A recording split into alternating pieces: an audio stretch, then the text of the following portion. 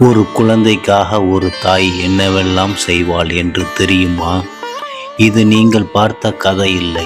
ஒரு குழந்தையை காப்பாற்ற ஒரு குடும்பம் அனுபவித்த வலி நிறைந்த உண்மை கதை இது. இதை முழுமையாக படியுங்கள். அற்புதமான படைப்பு. அந்த கிராமத்தில் சுந்தரம் மற்றும் காவேரி ஒரு சிறிய கூரை வீட்டில் வாழ்ந்து வந்தார்கள். அவர்கள் ஒரே பிள்ளை வேலன். அவனது வயது 3. சுந்தரம் கூலி வேலைக்கும் காவேரி வயல் வேலைக்கும் சென்று கிடைத்த வருமானம் ஒருவேளை சாப்பாட்டுக்கே பற்றாக்குறையாக இருந்தது. இருப்பினும் வேலனின் சிரிப்பு அவர்களின் எல்லா கஷ்டங்களையும் மறக்கச் செய்தது. ஆனால் ஒரு நாள் வேலனுக்கு கடுமையான காய்ச்சல் வந்தது. எவ்வளவு மருந்து கொடுத்தும் சரியாகவில்லை. கிராமத்து வைத்தியர், இது சாதாரண காய்ச்சல் இல்லை, பெரிய பட்டணத்து மருத்துவமனைகள் தான் சரி செய்ய முடியும், அதற்கு நிறைய பணம் தேவைப்படும் என்று கூறினார். அவர்கள் ஒருவருக்கொருவர் பார்த்து கொண்டனர். கைகளில் ஒரு பைசா கூட இல்லை. வேலன் படும் வேதனையை கண்ட காவேரி, பணம் இல்லாமல் என் பிள்ளை படுற பாட்டை பார்க்கறதுக்கு கண்ணு தெரியாமலே இருந்திருக்கலாம் என்று அழுதாள். பட்டணத்தின் ஒரு கடினமான வாழ்க்கையாக மாறியது.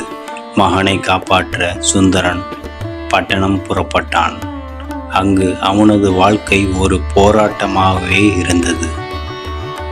நாள் முழுவதும் சாக்கடை சுத்தம் செய்தும் பாரம் சுமந்தும் என கடினமாக உழைத்தான். ஆனால் எவ்வளவு உழைத்தாலும் ஊரில் உள்ள வேலன் மற்றும் காவேரியின் நிலைமையை நினைத்து அவன் மனம் உருகிக் கொண்டே இருந்தது. சுந்தரம் பட்டணம் சென்ற பிறகு வேலனின் நிலைமை இன்னும் மோசமடைந்தது. அவன் உணவு உண்ண மறுத்தான், விளையாட மறுத்தான். அவனது உடல் மெலிந்து கொண்டே வந்தது. காவேரியால் இதை பொறுத்து கொள்ள முடியவில்லை. ஒரு நாள் கிராமத்துக்குள் வந்த ஒரு பெரியவர் வேலனின் நிலைமையை பார்த்து, இந்த குழந்தையை காப்பாற்ற வேண்டுமென்றால் ஒரு தாயின் உயிர் தியாகம் தேவை. அவளது உயிர் கொடுத்தால் மட்டுமே இந்த மூலிகை கிடைக்கும். அது இமயமலையில் அடியில் உள்ள ஒரு இரகசிய இடத்தில் உள்ளது என்று சொன்னார். காவேரி பெரியவரின் வார்த்தையை கேட்டு அதிர்ச்சி அடைந்தாள். தனது உயிரை கொடுத்து மகனை காப்பாற்றுவதா அல்லது தன் மகனின் உயிரை பார்ப்பதா என அவள் குழப்பத்தில் ஆழ்ந்தாள். இறுதியில் அவள் ஒரு முடிவெடுத்தாள். காவேரி பெரியவர் சொன்ன இரகசிய இடத்திற்கு புறப்பட்டாள். அவளது மனதில் அச்சமும் தவிர்ப்பும் இருந்தனர். ஆனால் மகனை காப்பாற்ற வேண்டும் என்ற எண்ணம் அவளுக்கு எல்லாவற்றையும் தைரியத்தை கொடுத்தது. 2 நாட்களாக உணவும் நீரும் இல்லாமல் பயணித்து அவள் பெரியவர் குறிப்பிட்ட ஒரு குகையை அடைந்தாள். அந்த குகைக்குள் நுழைந்ததும் அங்கு ஒரு ஒளியை கண்டாள்.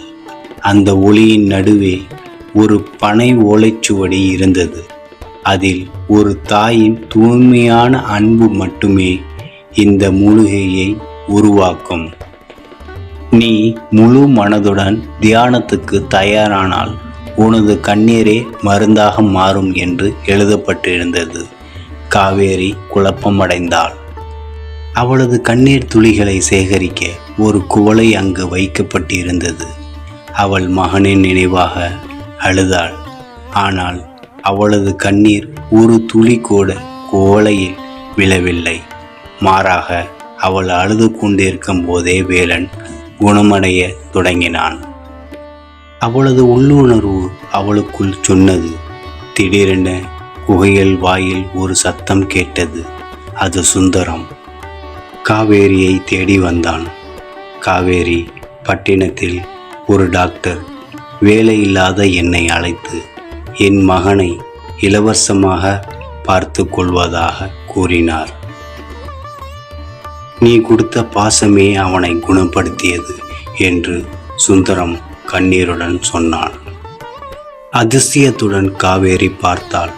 ஒரு தாயின் தியாகம் அந்த குடும்பத்தை ஒரு சூற்றுக்கு கூட கஷ்டப்பட விடாமல் காப்பாற்றியிருந்தது.